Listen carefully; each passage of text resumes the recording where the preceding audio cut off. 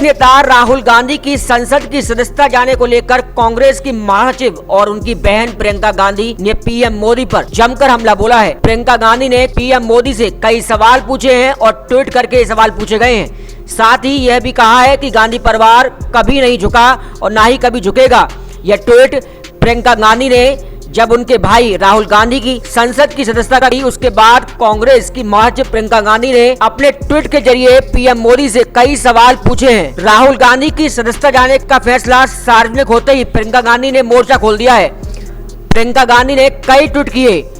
नरेंद्र मोदी जी, आपके चमचों ने एक शहीद प्रधानमंत्री के बेटे को देशद्रोही कहा, मीर जाफर कहा। आपके एक मुख्यमंत्री ने सवाल उठाया कि राहुल गांधी के पिता कौन है। भरी संसद में आपने पूरे परिवार और कश्मीरी पंडित समाज का अपमान करते हुए पूछा कि वे नेहरू नाम क्यों नहीं रखते, लेकिन आपको किसी जज ने 2 साल की सजा क्यों नहीं दी। आपको संसद से डिस्क्वालीफाई क्यों नहीं किया गया। ये बड़े सवाल प्रियंका गांधी ने अपने ट्वीट के जरिए प्रधानमंत्री नरेंद्र मोदी से पूछे हैं। कांग्रेस महासचिव ने आगे लिखा कि राहुल जी ने एक सच्चे देशभक्त की तरह अडानी की लूट पर सवाल उठाए थे। नीरव मोदी और मेहुल चौकसी पर भी सवाल उठाए थे। क्या आपका मित्र गौतम अडानी देश की संसद और भारत की महान जनता से बड़ा हो गया है। उसकी लूट पर सवाल उठा तो आप बौखला गए। आप मेरे परिवार और परिवारवादी कहते हैं। जान लीजिए, इस परिवार ने भारत के लोकतंत्र को अपने खून से सूंचा है, जिसे आप खत्म करने में लगे हैं। इस परिवार ने भारत की जनता को आवाज बुलंद की है और पुश्तों से सच्चाई की लड़ाई लड़ी है। हमारी रगों में जो खून दौड़ता है उसकी एक खासियत है। आप जैसे कायर, सत्ता लोभी, तानाशाह के सामने हम कभी नहीं झुकेंगे। आप कुछ भी कर लीजिए। ये बड़े ट्वीट प्रियंका गांधी ने प्रधानमंत्री नरेंद्र मोदी के लिए किए हैं। उनसे जमकर ये सवाल पूछे हैं। जब राहुल गांधी की संसद से सदस्यता गई है, उसके बाद प्रियंका गांधी ने ट्वीट के जरिए एक जमकर मोर्चा खोल दिया है और जिस तरीके से वो ट्वीट करे हैं, आप खुद देखिए इन ट्वीट में किस तरीके से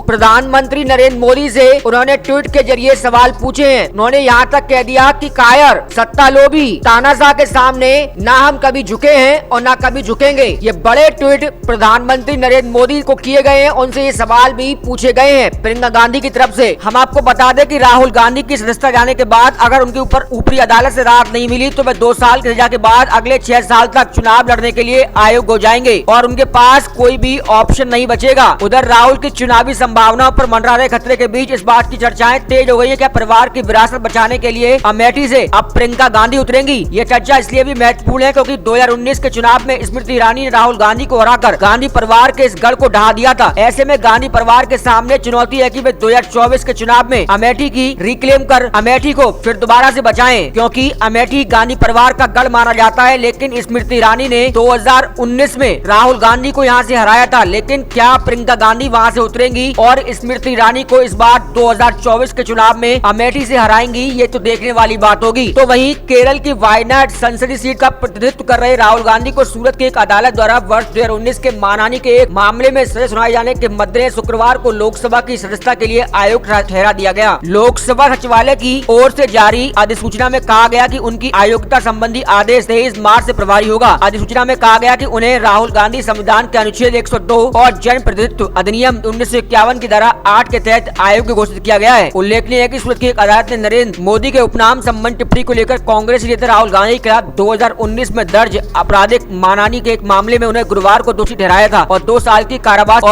की कारावास की सजा सुनाई गई थी।